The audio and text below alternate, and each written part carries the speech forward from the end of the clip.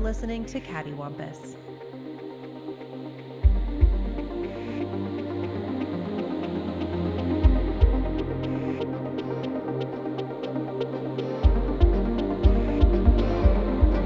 All right, we're back for the penultimate episode of our Dragon Ball Daima recap podcast, because I believe there's only 20, right? Yeah, as far as we know. Oh, all righty. So last we left off was the 10th episode where I believe they all just decided to get back into a fixed ship and head towards Neva, and they were on their way to adventure and seemingly a final conflict, despite it being only halfway through.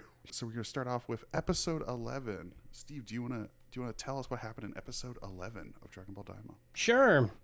Neva, who we were reapproached by at the end of the 10th episode, pretends to be senile, but Piccolo sees through his act, so he confesses his part in helping Goma turn everyone into children and assures them Dende is safe. He also reveals that he created the Tamagamis before convincing the group to take him with him because the Dragon Balls require the Namekian language to work, which none of them can speak. Meanwhile, Eren, Su, and so Piccolo Ku... can't speak... Wait, Piccolo can't speak Namekian? No, he it just cannot. occurred to me right now. Yeah, he Nope. even said he's been on Earth for too long. Oh, like he forgot. Yeah, he just doesn't remember. It's like the opposite of when Bart got left in Paris. Meanwhile, Eren, Su, and Ku return to... At least Steve got that one. return to Marba and create a new and possibly more unstable creature, Majin Du, who Ku treats as his brother. After feeding him chocolate, Du challenges the First World Tamagami and is powerful enough to fight evenly with it.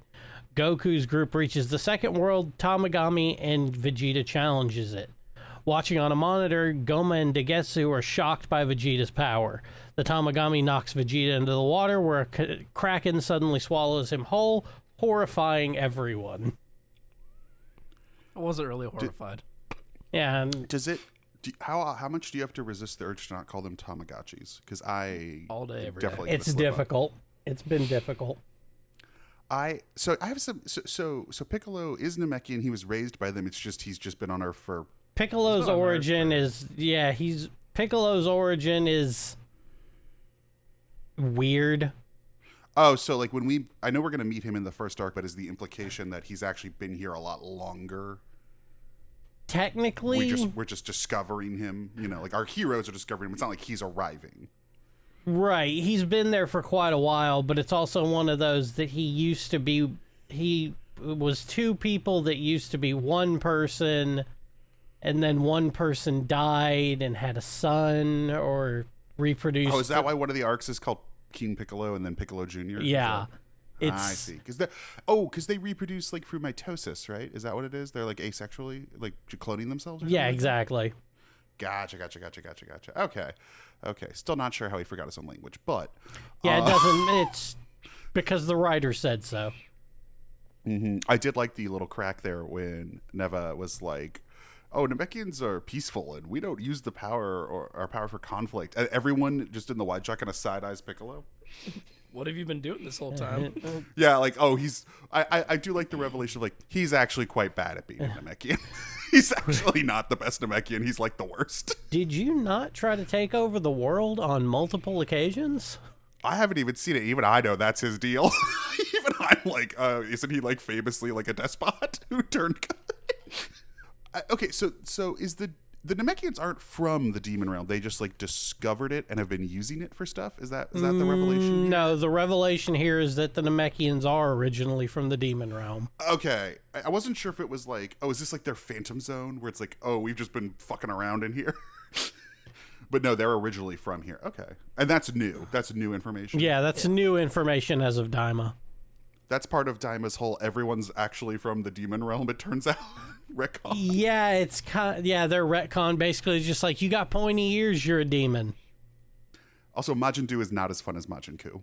I do like that even Eren Su knows that it's not going well immediately when he shows up, that she's like, this is not going to work. Majin Du is closer to Majin Buu than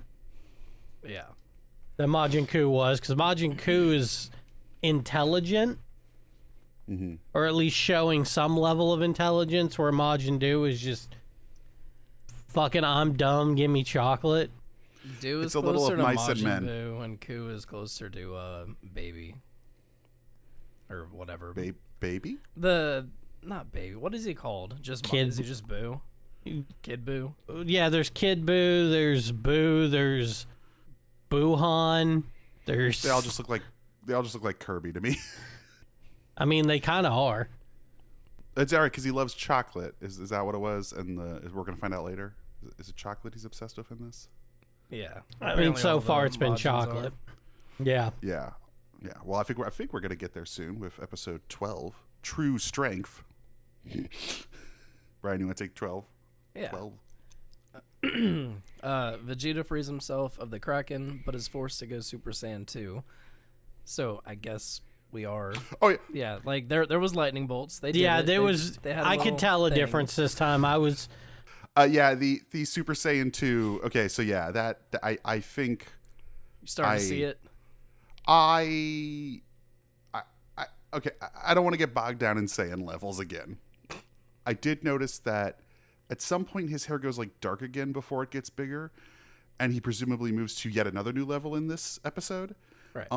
Is it a continuous? This is more of like a logistics question of how they make it work. Is it like a continuous consciousness thing from them? Like, is this like, you know, in like mythology or short story or any kind of stories, you have a shapeshifter, and sometimes the rule is they permanently change themselves until they decide to change themselves back. So if they were like knocked out, they'd stay how they changed. But sometimes the idea is like they're holding it the whole time, you know. And if you were to like distract them, they'd lose their deception form.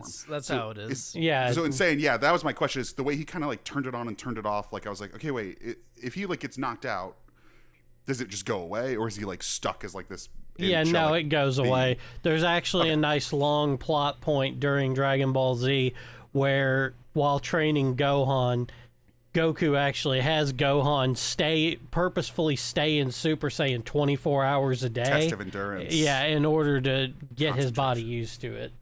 Oh, well, that's cool. And Okay, eventually okay. they'll get to the point in Super.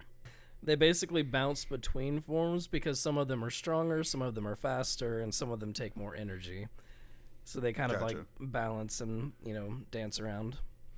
Okay. But Okay. all right, so yeah, freed himself from the Kraken, went Super Saiyan 2. Elsewhere, Do continues to best the first world Tamagami, but demands more chocolate before continuing. Ku feeds him some, after which Do swiftly ends the fight. To earn the Dragon Ball, the Tamagami rapidly shows several numbers and challenges to do to add them together. While neither Do nor Su could follow the numbers, Ku whispers the correct answer to Do, who recites it and wins the Dragon Ball.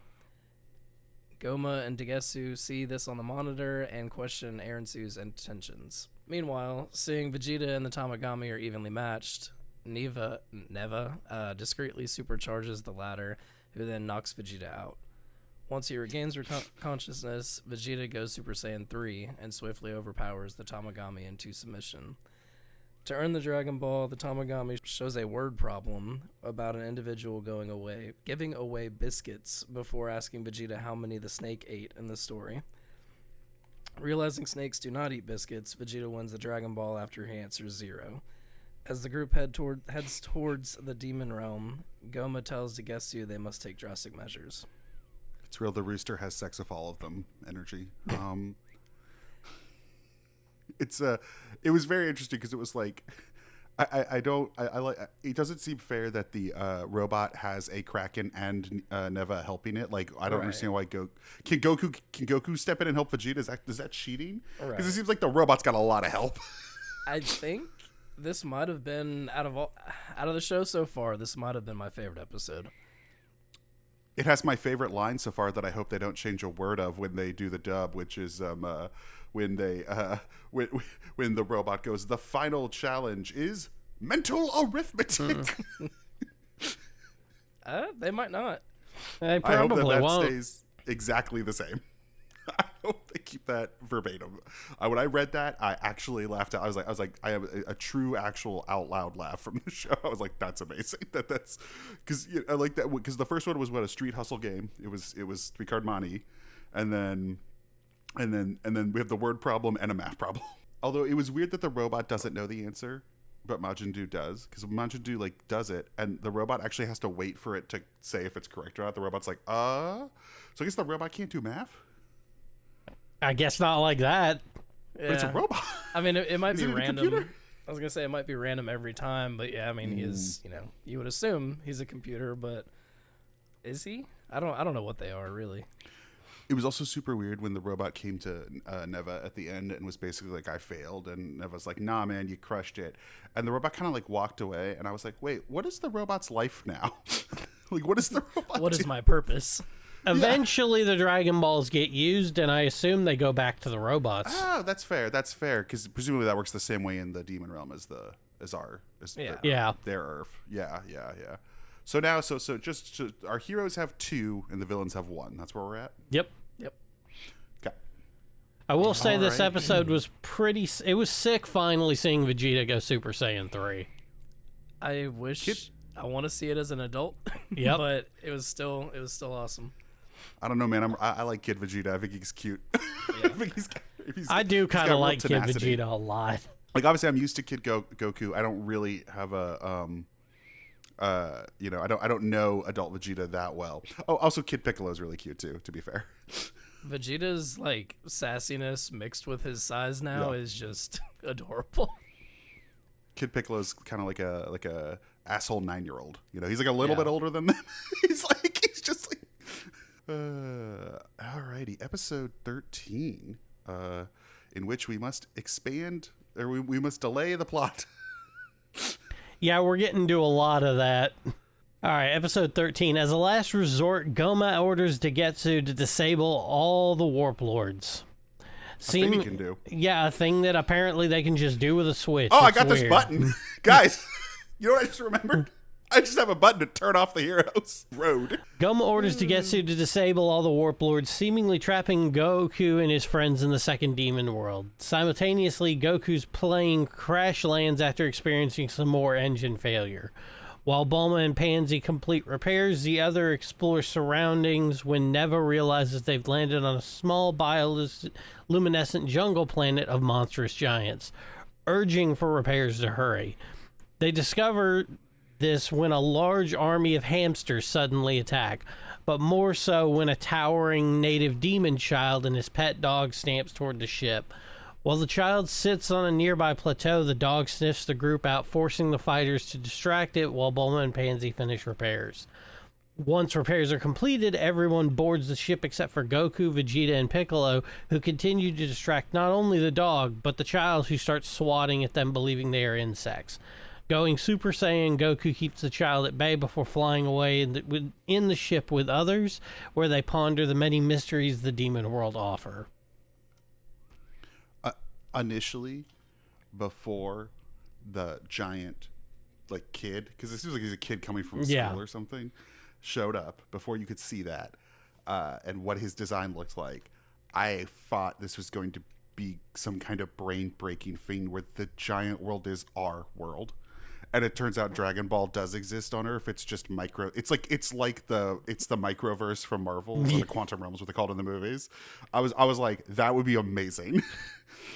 That would be fascinating. But then he's like, oh, he's a demon. Okay. Which, by the way, this is a much better 8-Man 3 than 8-Man 3 was. This episode. Yeah.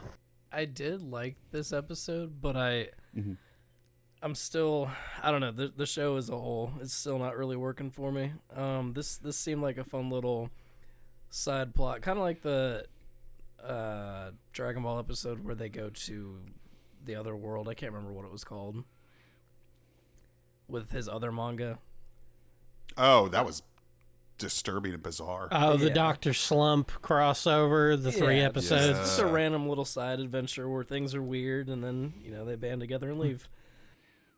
Yeah, it's like on Grey's Anatomy when the Station 11 crew shows up and you go, I do not care about these firefighters. Is that just me?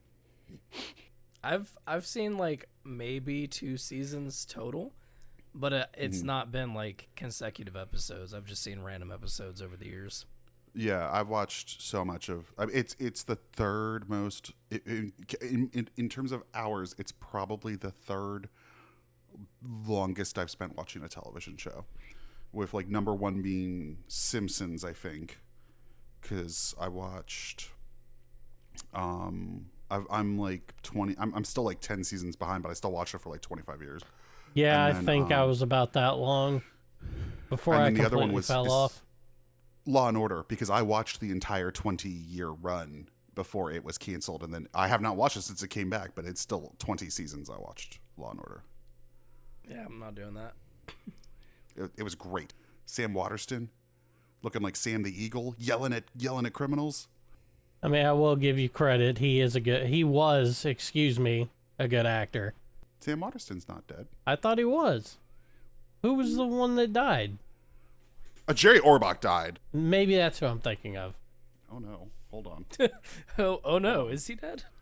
Oh, thank God he's alive. I knew somebody from Law and Order died. I just couldn't remember who it was. It was somebody big. Yeah, Jerry Orbach, who was the at the time, other than Waterston, he was the longest running cast member, and obviously like famous Broadway actor. You would all know him from, or a lot of people would know him if not from Law and Order. He is the voice of Lumiere in the original Beauty and the Beast from the 90s. Yep. Because he's a classic song and dance man. Excellent. But Sam Waterston's the best. And alive. He should be Piccolo. He should be Piccolo in the next film. I'm sure he's 84, but it's fine. All he's got to do is The voice of Goku's probably like 84. all he's got to do is stand there and somebody else will fight. Spike from Buffy wasn't doing his own stunts, right? In that Dragon Ball movie? Couldn't have been. I mean, maybe. He seemed to be pretty dedicated to it until he saw the movie. Well, he was pretty open about the production, if I recall. Like, you can get quotes from him being like, it was supposed to be this at this budget, and then you're 2 weeks out and you find out it's going to be this at this budget instead, and you're like, oh no, and it's too late. So like everybody knew. Goku's Japanese voice actor is 88 years old. And that's who's voicing Goku in this? Yes. Yeah, they're killing it. Yeah. That's crazy. Yeah, for 88, that's insane. Yeah, I would not clock that at all. Like, I would not, Sorry, I got my mind has now been distracted by the Dragon Ball live action movie, which we will do on this. Eventually, we're going to have to do it. Do we have to? We have to do it. Yeah, I guess. We covered. Can we do the original one instead? The knockoff? Yeah. Oh, I think we're going to do them all. I think that's the series after we finish the series, which is we knock out those like weird Dragon Ball-esque movies. Other countries trying to knock out Dragon Ball. But yeah, we got to talk about Justin Chatwin and Emmy Rossum. And is it Chow Yun-fat as Roshi? Yes, it was. Was it Emmy Rossum? Yeah. Emmy Rossum is Bulma, yeah. So Bulma and Goku were the stars of Shameless? Yes, I think it was pre-Shameless, though, wasn't it? Right. Yeah.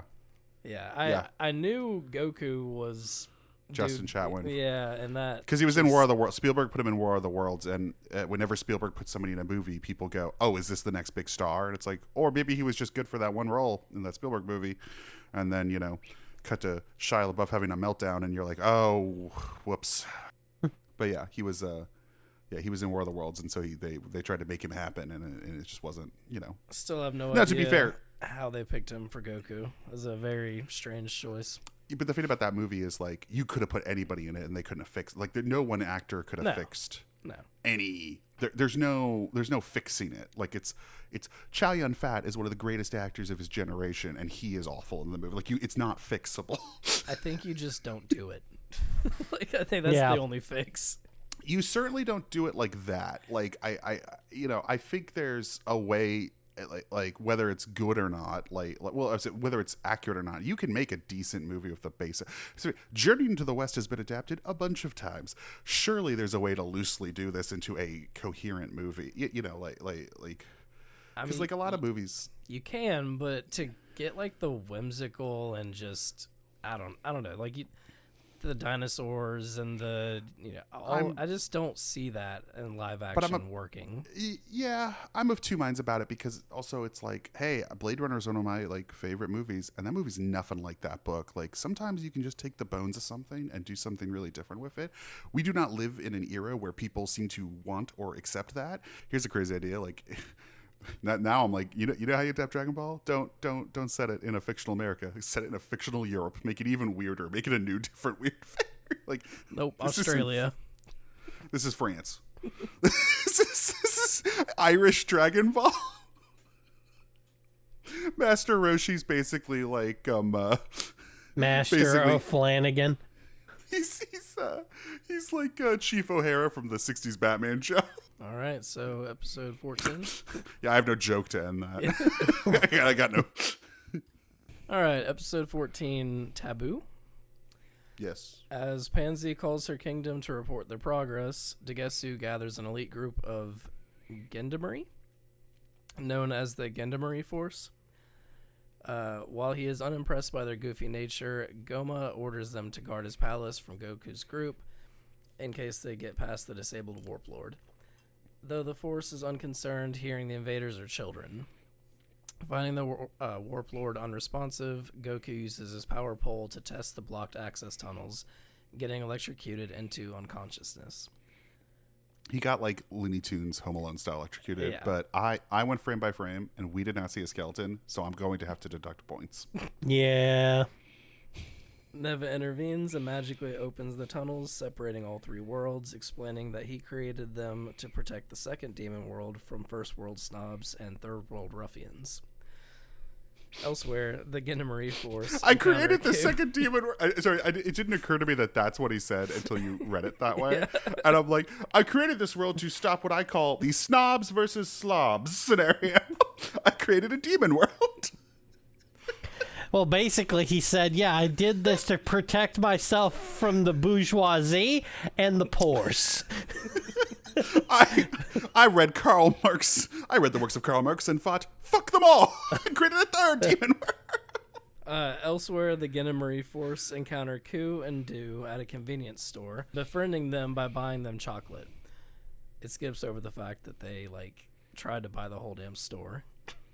They're weird, like frat bros, but honestly, they are kind of like an '80s. Like they're the ones who don't need the rec center because they have their own private tennis court. Like they're like frat bros. Extreme turbulence traveling to the first demon world forces Goku's group to abandon ship upon entering its atmosphere. When Goma learns of their arrival, he orders all of his men to attack as the group attempts to escape. I feel like we were in that convenience store for like half of the episode. I thought it was weird when he hires these Gendarmerie and he comes out into his own castle's lobby and he is surprised there seems to be a built-in stage and light show. And I'm like, but this is like you must know you have this though, right? Because like this is like your house. He was just surprised somebody other than him was using it. I guess, yeah. What does he use it for? Stuff. What does he use it for? Don't ask me that. It felt very reminiscent at the end of this, like the last Red Ribbon, like the last chunk of Red Ribbon that we watched. Getting up to the castle for the final. Yeah, and he's coming up to the castle, and I was like, yeah. I understand these references, these nostalgic callbacks from last month. Yeah. I remember these. All right. Episode 15. Goku's group initially struggles against the numbers of the Gendarmerie, but are able to fend them off after regrouping. In his video feed, Goma notices Hybus's belt buckle contains the legendary artifact, the Third Eye, known as Tertan Oculus. A flashback shows that Dabura's father, owned the Third Eye, which amplified his power until Dabura hired someone to steal it. The thief hid it in the third demon world before getting killed by a native, where Hybus then found it and attached it to his belt. Back in the present, Goku's group arrives at Goma's palace, where more Gendarmerie await. While being cornered, a demon woman approaches Hybus and attempts to seduce him out of the belt. He then refuses, but he does end up trading it for a large hat. Goku's group is pinned down by tanks until Kaden and his forces arrive to turn the tide. Goma cannot believe the Gendarmerie lost, but Dagetsu assures him that the Gendarmerie force cannot be beaten before glaring suspiciously. Elsewhere, Aransu smiles and says her plan is working. I love that this demon woman is my new favorite character of this chunk of episodes because it's like she's like, anyway, my boss wants this belt. I guess I'll seduce the guy, and then it doesn't work, and she gets the belt, and she just has this look on her face of like, what the fuck am I even doing? Like, okay, just like what is even happening? She feels like the audience surrogate because like I guess I need this belt or something. I don't know. My boss is always coming to me and he's telling me about a new artifact or device every fucking day. Levers to Fishman. This Eye of Agamotto apparently I need now.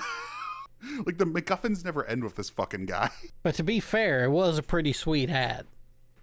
That's true. And I also did like the lawn flashback of this like bug man trying to take the eye. Like it's very much like the One Ring getting lost along the way. And I was like, oh, that's fun. That's a fun little diversion. That's like a nice kind of like the dude just gets like a Isildur right in the skull. And he's just like out. And I was like, oh, that's interesting. And for DBZ fans, it's a nice little aside to like, what was Deborah up to before he became Demon King? Not that anybody really gave a shit what Deborah was up to. Oh, so Deborah is someone we have met before. Yeah. Deborah is somebody we meet during the Boo Saga. Got it. Yeah. So to me, he was just like a new guy. You're like, oh, okay, there's some like Demon King. Okay, that makes more sense. I mean, I didn't mind it, like not knowing who he was. I was like, oh, I guess we'll just get this little fun side adventure about like a previous Demon King. Okay, cool. Like, I just thought it was some fun world building. But okay, so that's like a villain we will meet later. Yep. Yeah. Okay. Well, good to know that he, however menacing he was in the original version, we now know unequivocally he's an idiot who doesn't know how to delegate properly. I also liked the when Aaron Sue, and they cut to her and she's like, everything's going according to plan. It was very like what Leonard Nimoy, going back to The Simpsons, it was like that Leonard Nimoy, like my work here is done, but you didn't do anything, didn't I? like what plan? You've done nothing. All you do is react to your idiot boss.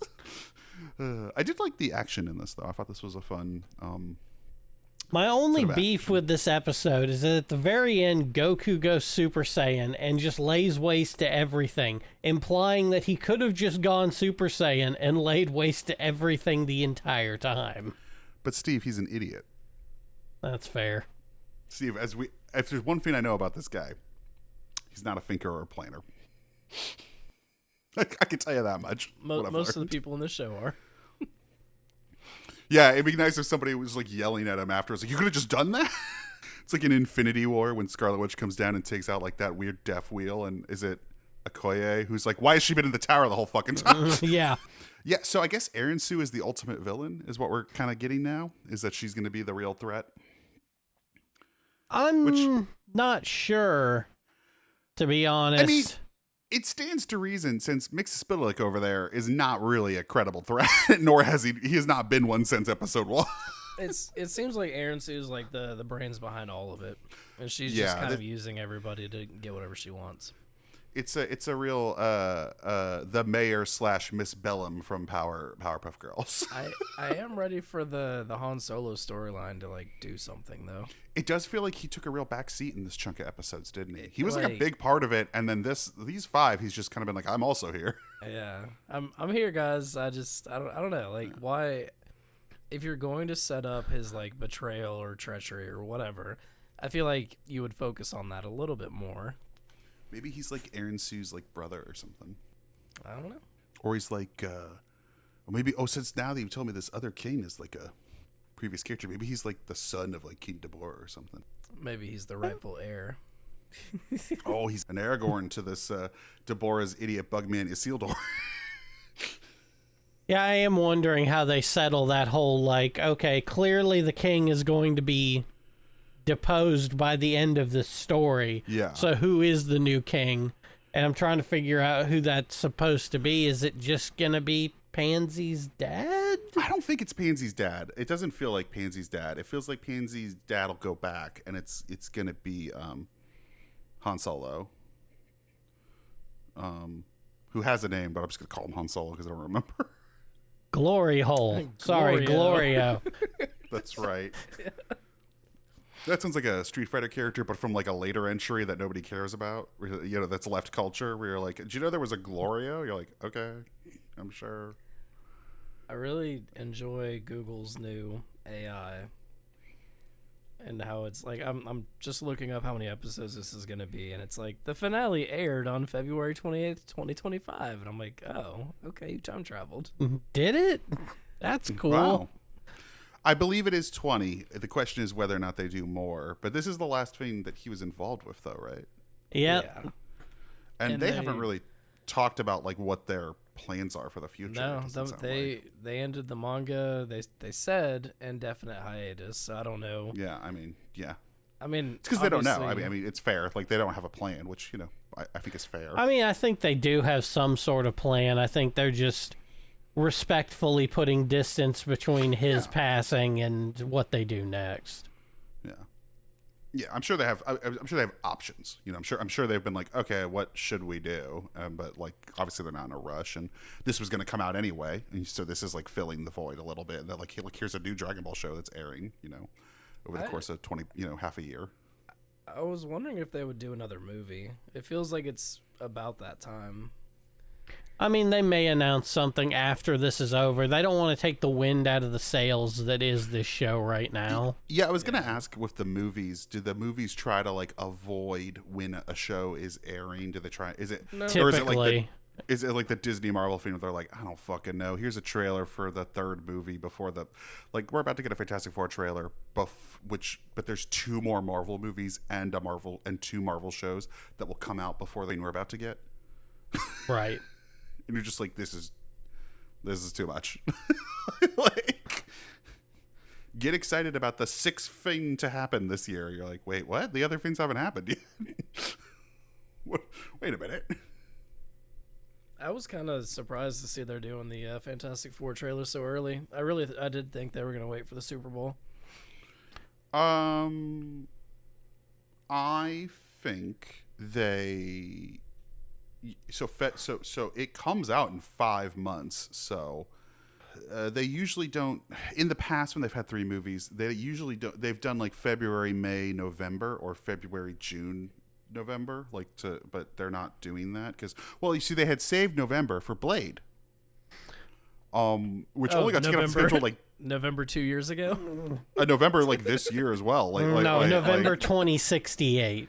Yeah, and they only took it off the schedule like a couple weeks or a month ago. Like it wasn't that long ago before they went, that untitled Marvel movie is not coming out in November, and you don't fucking say. Like really? So what would be? I guess there's always a big movie trailer. So what will this Super Bowl's movie trailer be? I think there's a Superman. Oh no! Oh, did you see the news about the Superman one? No. They're gonna put one out for the Puppy Bowl. Oh, fuck yeah. I saw that. That's right. That's cool. I was like, oh, God. So a crypto-centric trailer for the Puppy Bowl. So they're not doing a Super Bowl trailer. They're doing a Puppy Bowl trailer. And I was like, man. What? Maybe Mission Impossible? I hope to God this movie's good. Mission Impossible, I think, is having... Let's see. I actually saw a list. Let me see here. Yeah, I was trying to think of like other big releases because Mission Impossible. There was soon, some... There was... isn't it? Yeah, there was some confirmation. Yeah, I think it opens pretty close to... Or no, I think it's the big June release. Let's see here. I think it's June. And usually there's not a lot of movie trailer surprises, so it's usually pretty locked down. Okay, here we go. Okay, so, alrighty, Paramount is going to do Final Reckoning, Mission Impossible. They're also going to do Smurfs, and boy. unclear if it's during the broadcast or if just online. They'll do a new Novocaine trailer. They might do it like pre-broadcast. Yeah, they might do it during pregame. Yeah, Universal's doing Jurassic World, and Megan 2. And Megan then Disney, 2.0. Yeah, and then Disney might do a Lilo and Stitch one. Is what I'm hearing. That or like How to Train Your Dragon, maybe. Well, that's not Disney. So that's DreamWorks. Yeah, sorry. Yeah. That's Universal, and it doesn't sound like they are. Okay. I mean, they've already had trailers out for How to Train Yeah. Your Dragon. Right. So There's a rumor they might do a Thunderbolts one. Like they're splitting the difference. They're like, here's the Fantastic Four movie, it's coming, but like in the immediate future, we need you to go see Thunderbolts because we've given up on Captain America 4, and then in 2 months we can give up on Thunderbolts, and then please, dear God, go see Fantastic Four. We need it this. sounds about right. I mean, it sounds like from all like reporting, it just sounds like they just know with Cap 4 and Thunderbolts. They're like, look, we've been working on these, we've reshot these movies for 4 years now. Just fucking get them out and let's just move forward and pretend they didn't happen, and let's just focus on Fantastic Four. And if we can get that launched, we can do these next 2 Avengers movies, 1 more Tom Holland Spider-Man movie, and then Kevin Feige can retire, and nobody, and then it's somebody else's problem. Anyway, that was Dragon Ball. Yeah.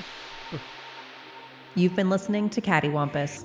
You can follow us on Instagram at CattyWampusPod. Email us at cattywampuspodcast@gmail.com. Music by Tilly.